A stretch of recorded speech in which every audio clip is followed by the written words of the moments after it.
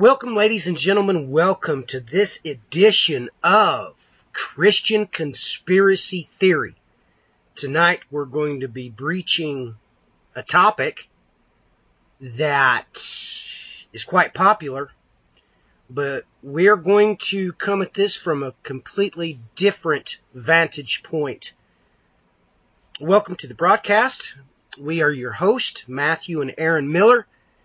And we're going to be talking about the Cloven, the wives of the fallen, and the genetics of the false prophet. We're going to be getting into the possibilities as to how that the false prophet, also known as the Assyrian, is going to come into being and be born, how he could possibly obtain a genetic code that is not altogether human. So, with that in mind, Aaron, why don't you describe your original thoughts on the matter and what got you thinking down this path, why you even took a look at the particular mechanical operation of the genetics? Well, it all began actually with the study of female demons, because I always struggled with that, because if you actually look there at the genetic possibilities of, angels and humans and Nephilim, that it didn't seem very possible for a female to be born. And I started with this. First of all, angels must be homozygous. And that means that they have two of one type of sex gene. Humans have the sex genes XX for females and XY for males. Females are homozygous because they have two X's, but a male is called heterozygous because they have X and Y. Two different ones. And, well, go ahead. Let's take a shot at this. So what is your thoughts onto what Adam actually was? Do you think he was XX, YY, GG? What do you think that he actually was?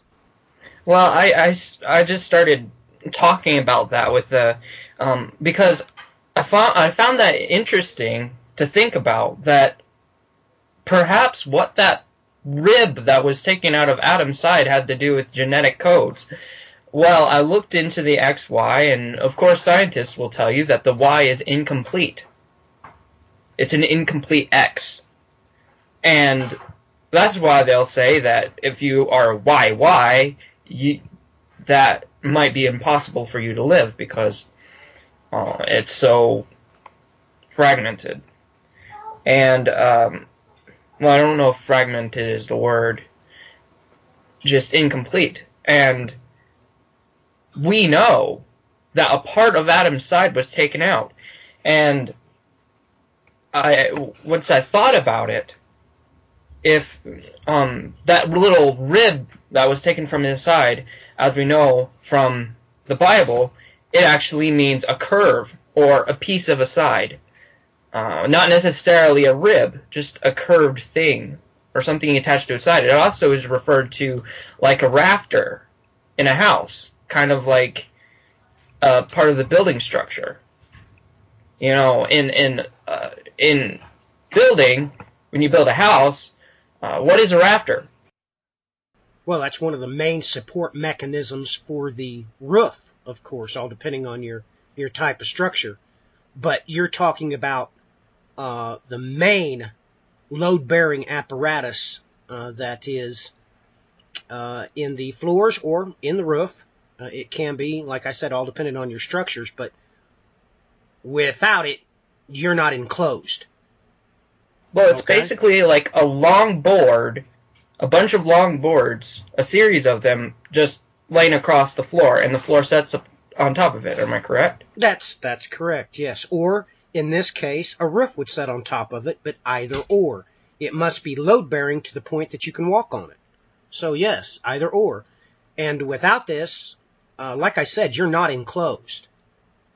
So if you don't put the roof, the covering, on a structure, it's actually a tabernacle, is what it is. It's actually a structure without a roof. So, boy, that opens up all kinds of possibilities, what you're talking about. And, it's kind of interesting that you say that, well, in a matter of speaking, Adam was broken. But in the beginning, Adam was complete in his creation. So that gets my thoughts turning down a very peculiar path. So, go in any direction you want to from here.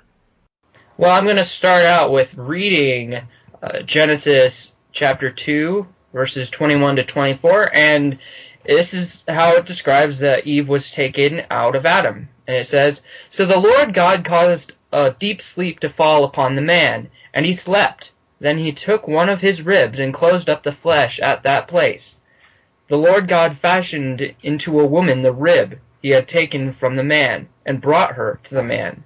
The man said, 'This is now bone of my bones, and flesh of my flesh. She shall be called woman, because she was taken out of man. For this reason, a man shall leave his father and his mother, and be joined to his wife, and they shall become one flesh.'" Well, this, as you can see here, a piece of Adam's quote-unquote side was taken out, and Eve was formed from it. So, if you think of this genetically, say that Adam was originally XX, but that piece was taken off of one of the legs, you would say, from off of that X and became a Y. And that from that little piece, completely new XX was formed. Let's think of it like this. I thought of it like this. There are, that starfish, if you cut a starfish in half, then the other side will become a completely new starfish. Another side will grow onto it, and the original starfish will replace that other half. So they'll become completely two new starfish. Well, say that the first starfish, from which the side was taken, didn't grow that other part, but the flesh thereof was sealed, and it stayed that way. But the other side became a full new starfish. Say perhaps this is why Eve is XX, but Adam is still XY. And this also facilitates this process in verse 24. This is where we get the term for the title of this program. "Therefore shall a man leave his father and his mother, and shall cleave unto his wife, and they shall be one flesh." Yes, so they only become one again through, martial relations. They can't, that's why man and woman can't live without each other. We need each other to become one flesh, because man is still incomplete, and woman depends upon him, her root. That's where she came from. So they have to depend on each other to both multiply and become one creature. We can't do it without the other. And this is why they cleaved. And I call this the cleaving. In my paper, I wrote a paper on this so you guys could read it and understand. But when this division occurred, where this one piece of Adam was taken and a completely new XX happened, then that all makes sense. Why there's XY, XX, and all of that. So, first you might ask, if Adam was XX originally, was he female? No, not necessarily, because what if I counter you and say that what if XX only became a gender or sex determination because of this division. Well, Aaron, theoretically, that would have to be the case because, well, Adam was formed independently. He was created. And the Bible plainly says that woman was formed. There's a whopping big difference there. Yes, Now, because man was formed from non-living matter, like clay. But she was taken from something that was already living, that piece of him.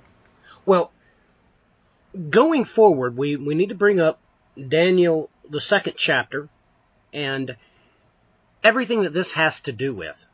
I'm going to read, of course, from the KJV so we get the right wordage here. And whereas thou sawest the feet and the toes, part of potter's clay, and part of iron, the kingdom shall be divided. There shall be in it the strength of iron, forasmuch thou sawest the iron mixed with miry clay. And as the toes of the feet were part of iron and part of clay, so the kingdom shall be partly strong and partly broken.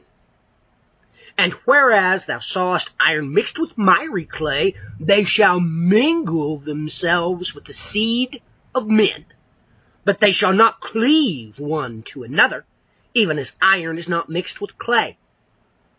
Now, this speaks right here of chromosomal cohesion.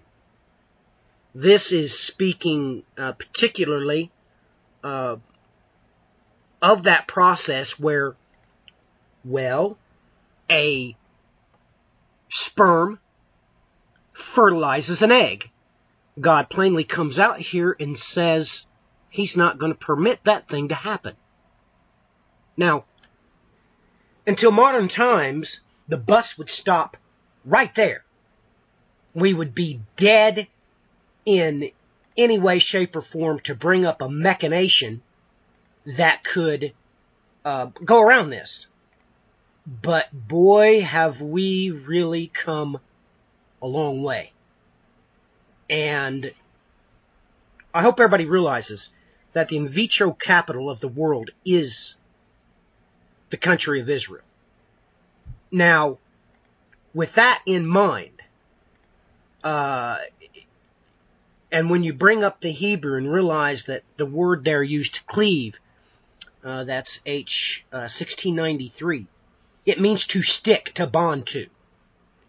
So, until modern times, there was no way to go about this genetically, but everybody has forgotten a couple of things about what it means to cleave. Now, in a recent Facebook post about this very show, I had a very educated sister step in and counter me, and she said that her feelings was that it was a marital process and the act of fertilization. I, of course, strongly disagreed with that. So a barren woman does not cleave to her husband when they have marital relations? Of course she does. Of course she does. Inasmuch as we can even talk about any of the nasty venereal diseases. You get the venereal disease.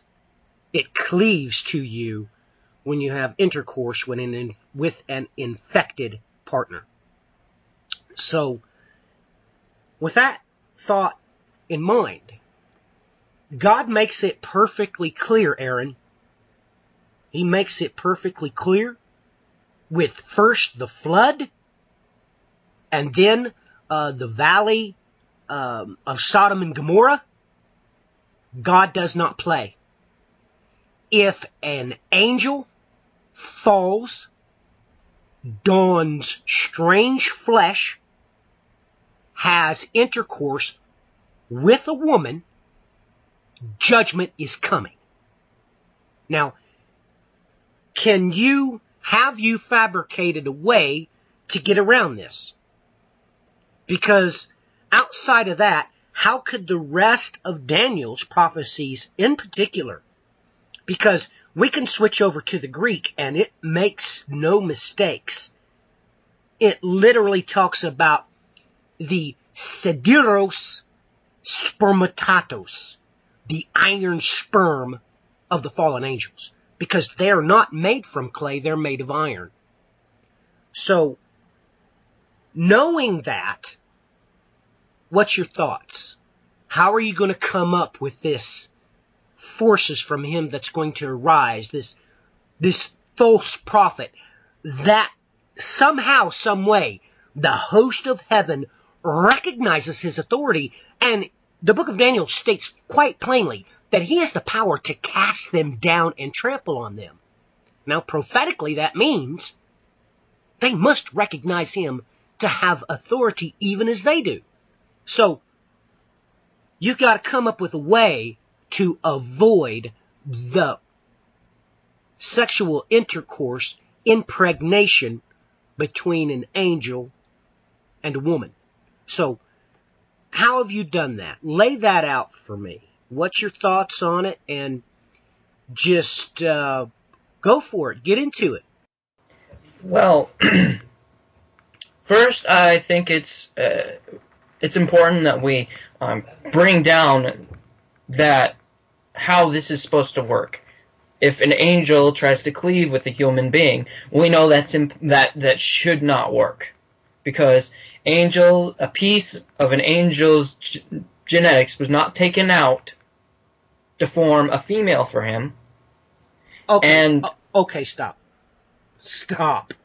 I understood what you just said.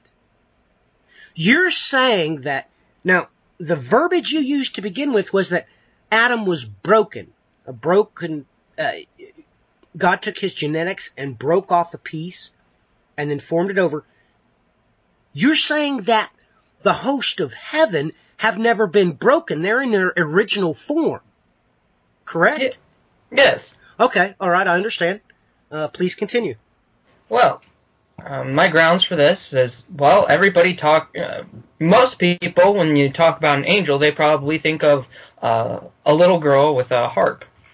But a closer study of the Bible, angels are primarily masculine, and that's in our sense. But I always thought about this. If they're spiritual beings and they have no organs, they should not have any gender. But as we just talked about, they do have an iron base. And the scriptures also talks about that they were formed from fire, as Psalms 104 says. But once they take on this flesh, they basically become like Adam. Adam was technically masculine, but if he was XX, I would say he was neuter, because a piece of him was not taken out. This being said, an angel, in our sense, should not be able to, if there was never a mate created for him, nor was there a piece taken out of him to form a female for him, like Adam and Eve, then there should not be a cleaving process. So, when we just pointed out that their seed would be iron, unlike us, humans have clay base, they are iron. So, I came up with that if there was nothing taken from them, then they would be homozygous. That is to say, they'll have two of one type of sex gene, and I made that SS. So, yeah, you had to use something because, explain to us exactly what science uses. So you're saying that they already use the V, they must already use a W. What is already standardly used? And you can elaborate on that, in the background we were trying to decide what would be the best nomenclature to give this. So tell everybody, what is the normal nomenclature for these sets of genes? Well, most of us should know about the XY determination system, but there also is ZW, which is found in reptiles and birds, and there's even a V and U found in in like yeast and things like that. So those were already used. So we decided to go with SS because a constant relation between this study and the letter S, such as sons of God, the seed, and, as we will soon come to, the sirens. Right, which, most importantly, this is, like I already mentioned, in the Greek, God's holy word plainly uses in the Greek sideros and spermata, the iron seed. So I think that's a very good way to put it. Now, Yes. This also reminds us, you talking about this. I mean, we have to say this, that this is a fact of the matter, that they have the ability, like it or not. I mean, we just have to take this to the bank. In Jude 1:7, it tells you they went after strange flesh. You have no way to get around it. That's exactly what it calls it, is strange flesh. So we know they have the ability to, well, there's no debating that. We know that Jacob wrestled with an angel. The angels came down as well as the Lord our God, Aaron, and talked to Adam. They, of course, took... Abraham, that is. Abraham, and took refuge under the shade of the tree, and got cool, and, of course, there's been instances where they've been made meals. So this also harpens back to the simple fact that even the Lord spoke about such things when he was here. He made it perfectly clear that in the end, that the angels are not given and, take in marriage. That's plainly stated in the New Testament. Matthew 22, verse 30. Exactly. Let's go here. Let me jump over there in the KJV. We'll read it here. This is the Lord speaking. For in the resurrection, they neither marry nor are given in marriage, but are as the angels of God in heaven. This proves what you just said. They were never broken. Their S's did not have a piece taken off of them to create the feminine messenger for God. So he just came right out and said it. There's your proof text. So with that in mind, this is starting to make sense. Yes.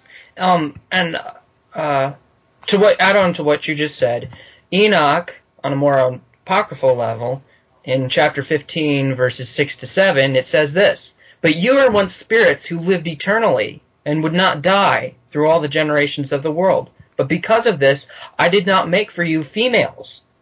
For as for the spirits of heaven, in heaven is their dwelling." So, they were not given females. But they would have been like Adam. This is why they would be considered masculine, because they were not divided, and the root is the male. So, if they were to take on a mortal form, they would probably be masculine. And this is why they're called sons of God. This is why in Genesis it constantly refers to them as men. Ish. That means that they are male in nature. So, that being said, if they were not broken, they would be homozygous and would what we call SS. Okay? So, if they were to combine with a human being, I put together a Punnett square, and that basically shows the possibilities of a child. And generally, this is 4 possibilities. All right. Now, before we go there, you've got to overcome this obstacle of God getting involved. So how are you going to come up with your female? Yes. Well, so let me explain this. Let's start with what would happen if they combined. They would, if you were taking an SS and an XX, their child would the only possibility they have is XS. That's a Nephilim. And if it's heterozygous and it's human and it's part human, part angel, we would assume that it would be male, because males are XY heterozygous, and if they were heterozygous in our terms, then we would assume that they're XS. And also, since there's only a possibility of an XS, we can assume that they were also male because of giants mentioned in the Bible, such as Goliath and Og, right? Exactly. Yeah, I agree. So, this being said, I tried to consider what would happen if a female were to cleave with an angel. That shouldn't work, like I said before. Because how can they become one flesh with a being that they were never taken from? And second of all, if the angel was never divided, then how can he merge with this human? So I theorized, what if the genetic code of the female is changed after becoming cleaved, quote unquote, to this angel? What would happen? Well, like I said, if the woman was impregnated, I'll tell you what's going to happen. It's called the wrath of God. So you would have to come up with a way that, well, I mean, either the angel could go ahead and have intercourse with the woman, and I would imagine that's a 100% impregnation rate. I mean, I'm sure they're not fertile like we're fertile. I'm sure they're 100% fertile all the time. So how would you overcome that? Because the instant she got pregnant, thus saith the Lord, judgment will enter in. So what's your mechanism for that? I mean, you're going to have to come up with a way that the woman's not going to get pregnant, yet she's going to be cloven to this angelic entity. So how are you going to overcome that without judgment stepping into the picture, Aaron? Well, I think it's very important that we just lay the grounds for this so that everybody understands before we get into that. So, as to what happens to this person's genetic code after being cleaved to this angel, I tried to find out what would happen. Like I said, my study began with female demons. And we know, most people know of Lilith, which people say was the original female created for Adam before Eve was taken from him. And she abandoned him and united with the fallen angel, which they called Samael. And it also named, Jewish myth also goes off to several other female demons called like Nama and Iasheth, Zenunim, which both are human mortals mentioned in the Bible. Nama was a descendant of Cain, and Iasheth Zanzunim, I'm sorry, it's tongue twister. But she was the wife of Hosea, called the woman of whoredoms. So what we can see in what they all have in common is that they were once mortal females that were associated with sin. And that being said, the Jews knew that something was happening to them. Something demonized them after becoming one with an angel, a fallen angel. You mean, so you're talking about that these women are displayed in the Bible, but now this isn't thus saith the Lord. Yes. Extra biblical text, and I assume that you mean ancient extra biblical text, Mm-hmm. say that these women started out as human, but then they were cloven to an angel. Yes, like this Nama Okay. I just mentioned. She was said to have been the one who seduced Azazel, and so she would have cloven to the fallen angel Azazel, the one who brought about the fall mentioned in Genesis chapter 6, 1-4. So something, even the ancient Jews believed that something would happen to these females after they cleaved to these angels. So, as I was translating the book of Enoch, I found a very peculiar verse in chapter 19, verse 2. It says, "Their wives who transgressed with the angels shall be turned into sirens." And that word, sirens are known by Greek mythology, and they were said to have a song that seduced men to come to their island where they would die. So people believed that, the original word is sirenes, and that comes from the Greek word sira, which means a chain. And people believed that, some people assumed that this means that they would chain by their seductive powers. But what's very interesting that we should find in 2 Peter chapter 2, verse 4, is it talks about these chains given to the angels. "For if God spared not the angels that sinned, but cast them down into Tartarus, and delivered them into chains," Sierra, "of darkness, to be reserved unto judgment." So, there was a chain. And what if it has to do with this cleaving, this binding via a chain? And, Can I interject here, Aaron? yes. I hope you realize the ramifications of this, because I've always found this rather quite curious.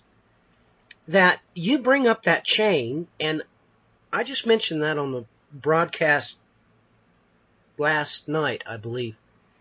Are you aware that this instance of that word, G4577, do you realize that chain there is in the feminine case? I did not know that.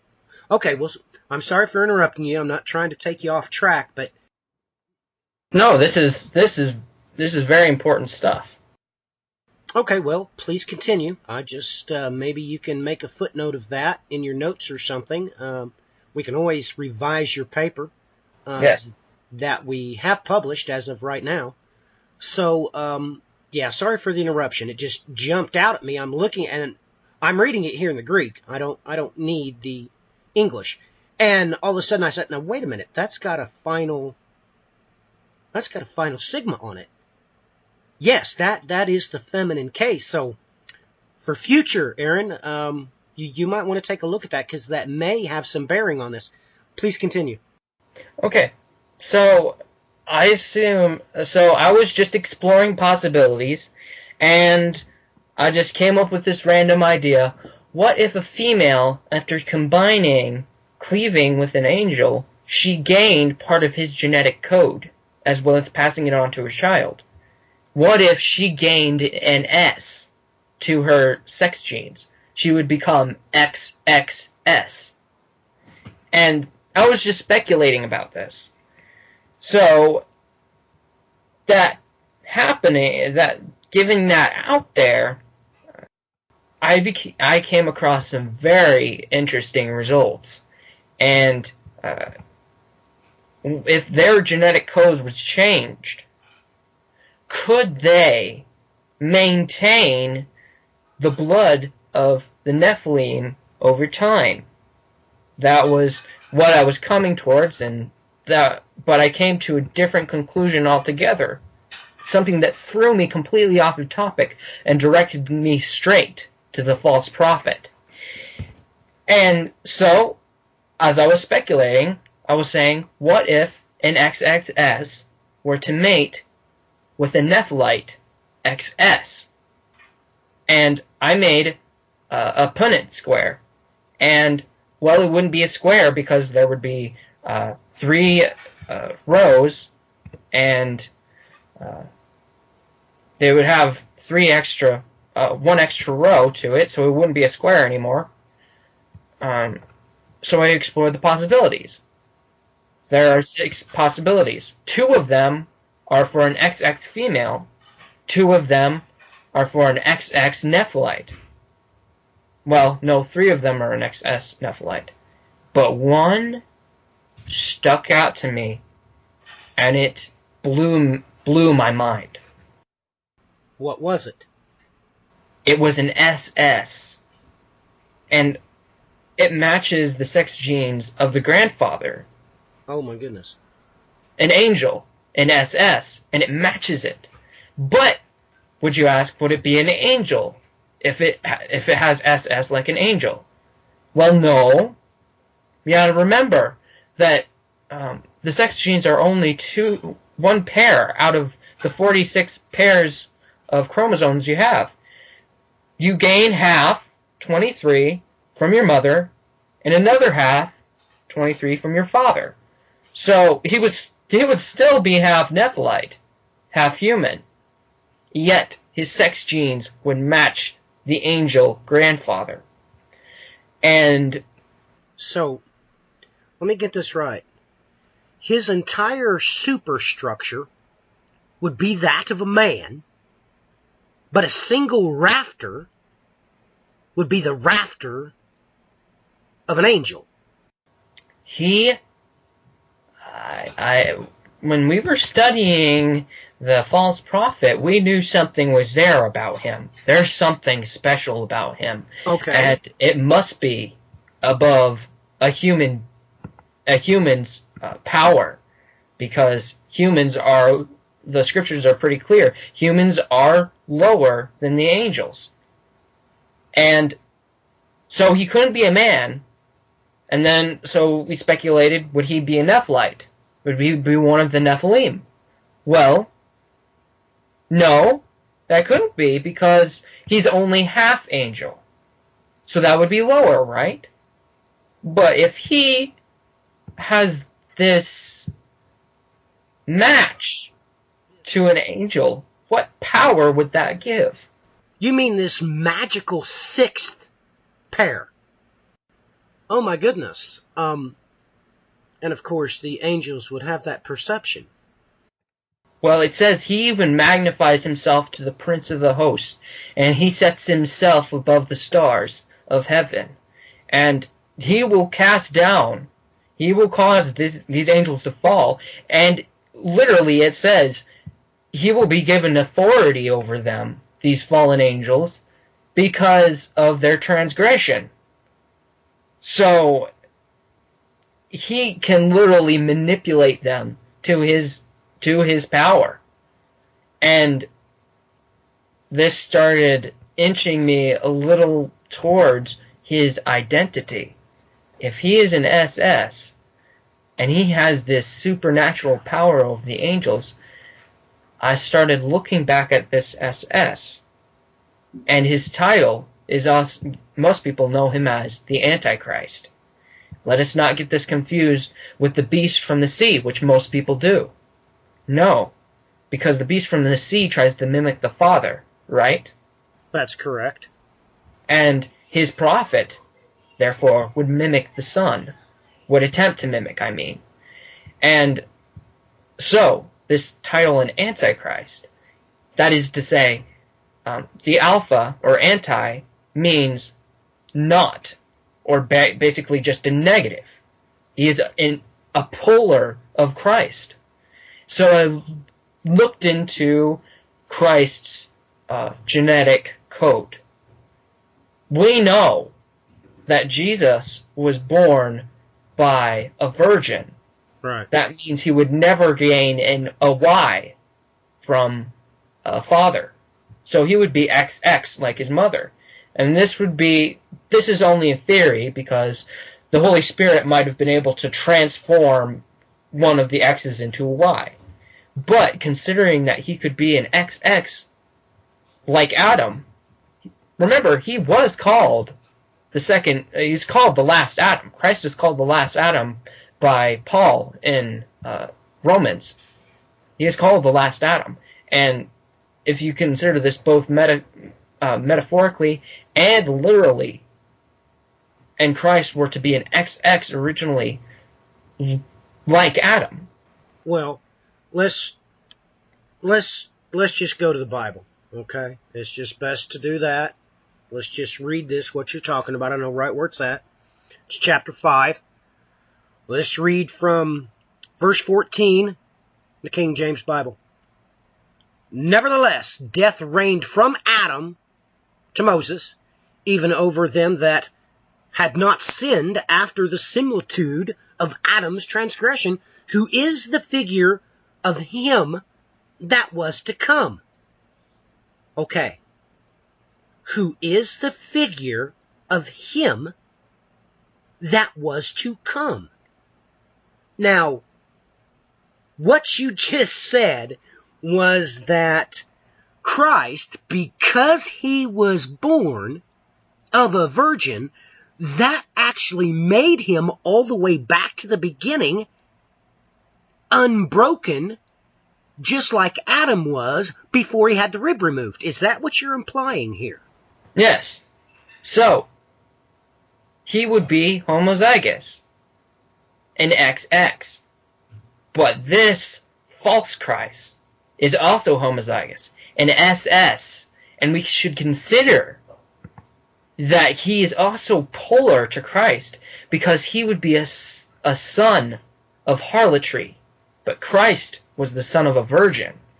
As I just mentioned, his mother would have to originally gain an S from an angel, and then having relations with a Nephilim afterwards, she could gain an SS child. Okay. All right. Let's go back to the Bible, okay? Because you're saying some things that are absolutely off the charts. Let's just go to the other instance of this. It gets really involved into what you're talking about. 1 Corinthians chapter 15, starting in verse 45. And so it is written, the first man, Adam, was made a living soul. The last Adam was made a quickening spirit. Howbeit, that was not first, which is spiritual, but that which is natural, and afterward, that which is spiritual. The first man is of the earth, earthly. The second man is the Lord from heaven. As is the earthy, such are they also that are earthy. And as is heavenly, such are they also that are heavenly. And as we have borne the image of the earthy, we shall also bear the image of the heavenly. Now this I say, brethren, that flesh and blood cannot inherit the kingdom of God, neither doth corruption inherit incorruption. You're making these verses explode with a new understanding. Now look, everybody knows that I can look at this in Hebrew, I can look at this in Greek, I can tear it apart. I can look at this alphanumerically in both languages and give you information that'll blow your mind. But you've just made me look at these verses with even a different data set of information. God just explained, when you tear this apart in the Greek, Aaron, he's explaining what you just said. The first Adam, before he was broken to make Eve, which facilitates the whole reason why we and our wives, I mean if you're a woman, and your husband or spouses, we and our spouses cleave. We cleave. And this is stating that Christ was like Adam. He was unbroken. So, I'm taken aback. Now I'm going to have to tear apart Romans chapter 5 and 1 Corinthians chapter 15 again. I mean, I've probably done it 100 times already for each of these chapters. Now I realize I'm going to have to do this yet again, because he also offhandedly talks about the authority you're referring to in 1 Timothy chapter 2. Now listen, verse 12. But I suffer not a woman to teach, nor to usurp authority over the man, but to be in silence. For Adam was first formed, then Eve, and Adam was not deceived, but the woman being deceived was in transgression. Now it goes on to talk about this verse that, brings up a lot of contention, but notwithstanding, she shall be saved in childbearing, Aaron, in childbearing, if they continue in faith and charity and holiness with sobriety. So you've just opened up a whole nother data set for me to tear into. So with that in mind, please continue. Well, as I just pointed out, this is the perfect false Christ, a child of whoredom, harlotry, rather than a child of a virgin, and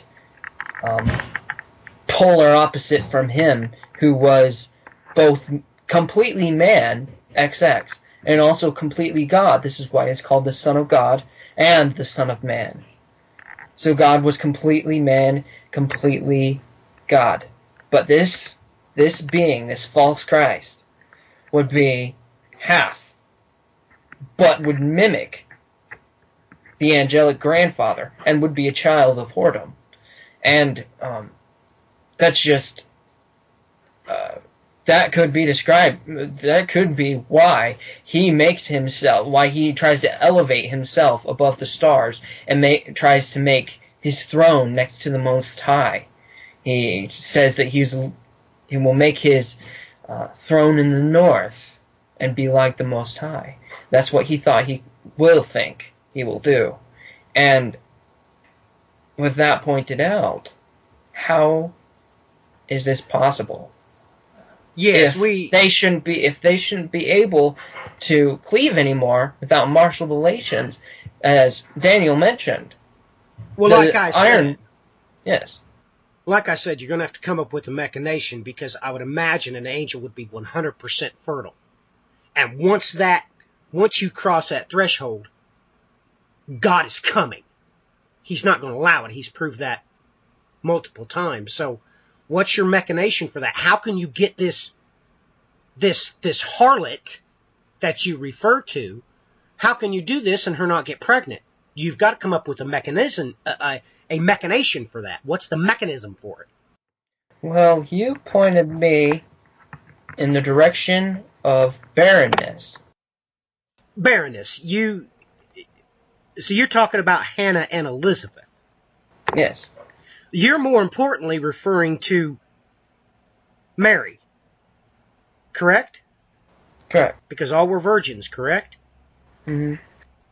And now, they were not allowed to give birth, the first two, until divine intervention. So, you're saying taking a barren woman and artificially, or let me put that, unnaturally, I guess an angel could really have, Aaron, an angel could have sex with her without fear of judgment because she's barren. And if she's barren, you're saying that she will still cleave to this angel and have her genetics restructured? Because that's off the charts, buddy. You just solved the riddle of how you could do it. So, oh my goodness. So now you have a... Okay, let's talk about this. Is there any instances where, well, you already referred to these women that was already in the Bible, that somehow they were changed.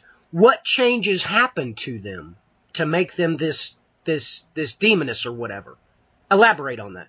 Well, first of all, they were known They were believed to become mothers of demons. They were, they could, they became the literal wives of these angels, and they would bear demons through them. But they were also known to also basically rape men in their sleep, known as succubi. They were mostly known in Europe as succubi because they would do this with men in their sleep. That's what they believed. And they could also bear children via them, they believed, called cambions.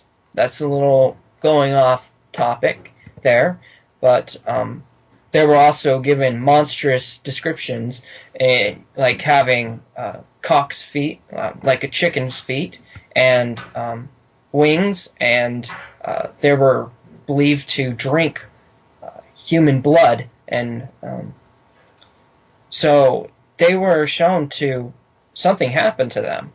And they also believed that they would become immortal, but we're not sure of that. But what we're pointing out is that something would happen to them. This is what you could call demonization. They were turned from human to being demonized. Anyway, to elaborate on the topic of, I called this false prophet a child of harlotry. And what I mean by that is that, remember, let's go back to what I'm saying. The angel could only be his grandfather. His mother would gain an S from this grandfather, and she would have to mate with another Nephilim who was XS. Then she could bear an SS child. And, well, you directed me toward Adagope. Oh my goodness, you're talking about the Queen of Babylon. Yes, Aaron, you have to understand that Adagope, or Adagope, I'm sorry, she was having children with her children. Okay, stop the bus right now. Let's just, wow. You just went completely off the charts. So I'm sitting here looking at the causes for female infertility. They include ovulation disorders, which means that it doesn't, the egg doesn't come down right. There's anomalies that the egg can't come down due to the fallopian tube damage or blockage. Tissue grows on the outside of the uterus. Insufficiency, pelvic adhesions, which bond scar tissue. And you're saying that because she's barren, she will cleave. It's obvious from historical resources that when this happens, she's changed physically. You're saying that the angelic seed could repair her infertility, and then you've got a start point. You have a way to, so you know that at least 1 in 6 combination is going to come up with this SS. So you take this Cloven Baroness, she gets inseminated and she gets pregnant, she has a boy.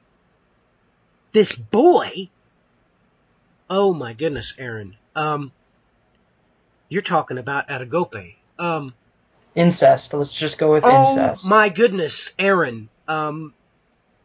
Look, you are talking about. Oh my goodness, this is off the charts. You are referring to things that are an abomination, aren't you? And the Bible does speak about abominations going on between incests. I'm not sure what it's at, but I'm wanting to think Micah. Well, it's spoken of many times. Let's not just talk about Micah. You have to first go to the law before the prophets. I would imagine. I mean, you're Exodus chapter 8, of course, it's all over. That's the whole purpose of Leviticus chapter 18. We can go through this, but Aaron, incest is all over this. That's an abomination. Even specifically, all the abominable practices that involves the worship of images. And the Bible tells us flat out that the images were demonic entities they were worshiping.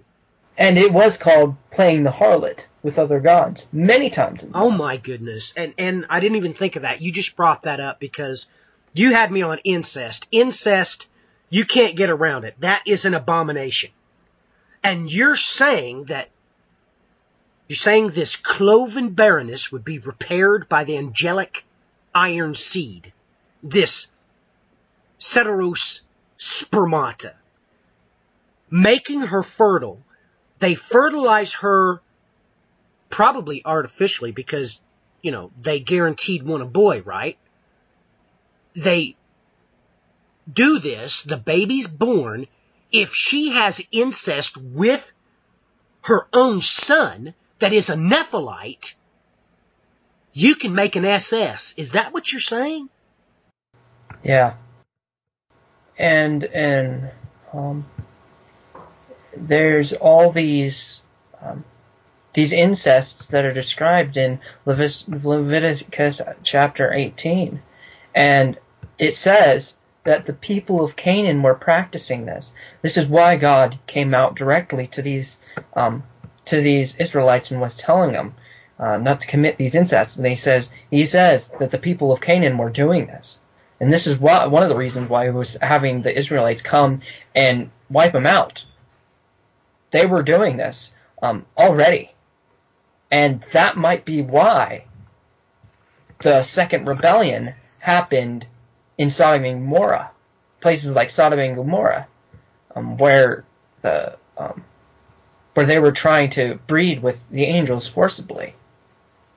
All these incests were possibly an attempt to bring forth this false Christ. But I guess this proved fruitless, as God had them wiped out. But I did mention, Micah does say there's incest about to occur in the last days, and it's in chapter 7, verse 6. It says, "For son treats father contemptuously, daughter rises up against her mother, daughter-in-law against her mother-in-law. A man's enemies are the men of his own household." And we are told that the mystical Babylon in Revelation chapter 18, that calls her the harlot. And chapter 17, am I correct? Yes. But not to the extrapolations that we think incest. Oh my goodness. Oh my goodness. Boy, I'm just, there's just stuff just rushing through my mind. This whole, oh my goodness. I mean, you are talking about Isaiah chapter 47 in its historical prophetic proof of Atagope. Well, describe to us what Atagope was. Brian has published a paper on this. Everybody can find that on endtimetribunemedia.com. She throned a couple of dynasties in Babylon. Of course, the Neo-Babylonian Empire. So she switched back and forth from the Assyrians to the... Look, this is off the charts. Everybody needs to take a look at that text. But this is, Aaron, know in your heart that Isaiah chapter 47 is about Atagope. Yes, and Brian pointed us...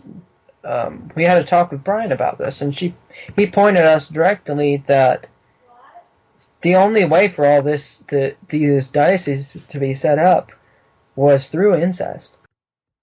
Well, Aaron, I'm kind of speechless because I just have these scriptures running through my head. I mean, I have to go back through Romans 5. So you mean a possible sequel to this episode? I need to weigh carefully what I say. But you have just proven, and existentially, Aaron, you've just proven existentially there is a way for an angel to do this and get away with it if he uses a Hannah or an Elizabeth. And he would literally come out, you would have a direct link as to why he would be referred to and in opposition to John the Baptist. That was Christ's forerunner. You would literally have a human forerunner that would facilitate the purpose of John the Baptist and his mother, who was a baroness, and yet at the same time fulfill one that would be an anti-Messiah for the beast from the abyss. You just put it together. Ladies and gentlemen, I strongly suggest you go take a look at Aaron's research. Well, before we end here, I wanna point out how hard it was. I was very careful in what I was saying about Christ, and comparing and this relation with the false Christ. So I added this to the end of my paper, and I feel like I should read it out to you. He cannot compare himself to Christ, God, to be compared with no one. For all things come into being through him, and without him nothing would have come into being. However, he will attempt to exalt himself above the stars, the angel of heaven, and to be like the Most High, and will call himself a Christ. He will cast down angels and make them serve him, but he was doomed from the beginning. And by the one true Christ, with the two-edged sword in his mouth, he and his multitude will be crushed. When they meet him, there shall be no war, but a slaughter, and he will feed their flesh to the fowls of heaven, and cast this false Christ and his God into the lake of fire, where they will burn for eternity. Glory to the Lord God Almighty. Amen and amen. Well, Aaron, I am provoked to add this to it. May I? Go ahead. You don't understand that now you have a reason as to why he would try to make... Well, let me just read it. And he deceives those who dwell on the earth because of the signs which was given him to perform. In the presence of the beast, telling those who dwell on the earth to make an image of the beast, who had the wound of the sword and has come to life. And it was given to him, this is speaking of the false prophet, to give breath to the image of the beast, so that the image of the beast would even speak and cause many as not to worship the image of the beast to be killed. This is a prophetic way of saying he's going to do exactly the inversion of what's spoken about in Romans chapter 5, 2 Timothy. Don't you realize that the reason why he's saying this, the reason why he's doing this, is so he can become the first Adam, like Christ was the second Adam. Do you understand what I just said?